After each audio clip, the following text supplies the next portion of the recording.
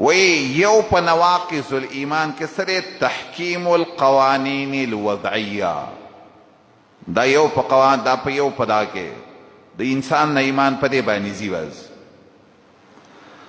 خلق ډیر ظلمونه په دې وخت کې کوي، خبره باندې څوک ځان نه پوهې کوي. ته به یو شرعي صحیح مسله وکړي، تا ته به د خوارجو نسبت کړي.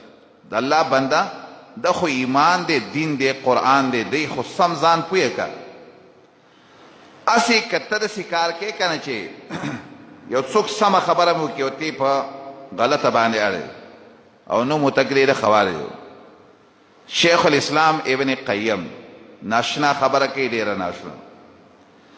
هغه وایي چې ځینې خلک داسې دي چې څوک په قرآن او حدیث فیصله کوي که او سم په قرآن او حدیث پسې روانین، خلکو ته خوارج وایي.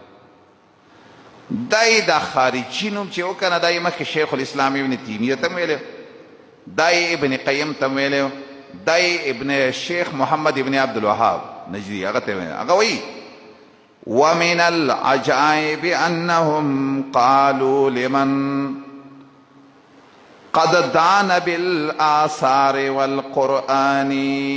ډیره د تعجب خبره چې دا مبتدعين، دا ظالمان وی هغه چاته چې څوک په آثارو قرآن باندې رواني.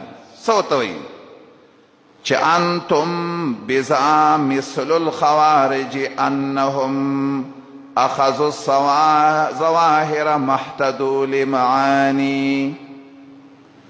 دا ظالمان داسې خلکو ته وایي، دا اهل دا وایي خوارج دی. وایي چې څوک په قرآن حدیث پسې رواني نو دا ظالمانو له نوم کیدي د خوارج، چې دا خوارج دی.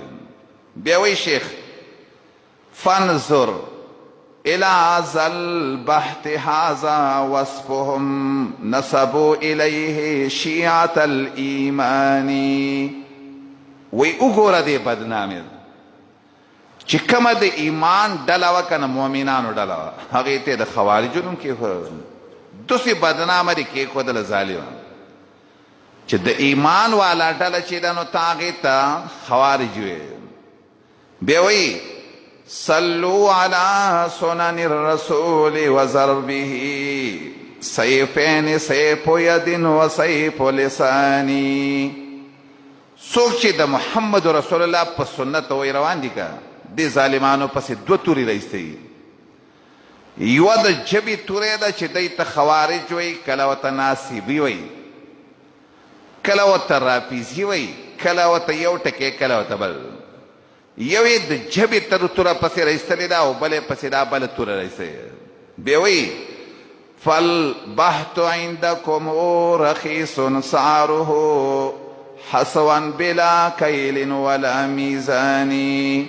ووا دا دروغ، دا بدنامي ووا، بې تولې ووا او بې پیمانې ووا چې څه ځان په خبره پوهې کول ضروري. دا مسله ده چې زما په علم کې په دې کې د مسلمانانو اختلاف نشته، دا خو یو اجماعي. علامه عبدالسلام رحمت الله علیه د تفسیر احسن الکلام څلورم جز کې دې آیات نه وروسته لیکي چې داسې قانون چې د قرآن او حدیث خلاف قانوني او هغه څوک د قرآن او حدیث په ځای باندې کیدي او په هغې باندې فیصلې کوي، دې به انسان کافر کیږي. دا او د ابن کثیر د عبارت د پښتو په لحاظ سره رانقل کوي. نو من لم یحکم دې کې داسې معنا ده که نه چې څوک فیصلې نه کوي د الله پاک کتاب چې الله را لېږلی نو دا کامل دې ته کفر اصغر معنا مه کوه، مبتدا او خبرې معرفه راوړي.